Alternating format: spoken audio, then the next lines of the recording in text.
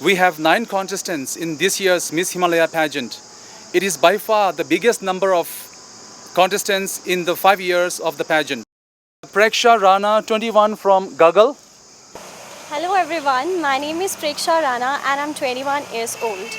My main motive to be in this pageant is not only to win, my main motive is to encourage all the other women. I want to be a role model for all the other women out there who cannot reach out from the small comfort zones. I want to be someone who inspires others.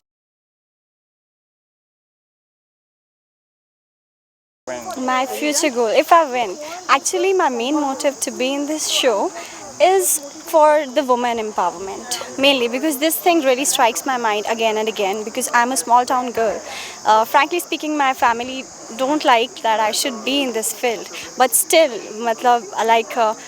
by fighting or whatever, I've just come here. And my future goal is to be a model, a role model for everyone. In my village, nobody send their girls and they think it is very cheap or whatever. Their thinking is very narrow. And I want to change that thinking. I am a broad-minded girl and I want to eradicate that thinking. And just for that thing, I'm here.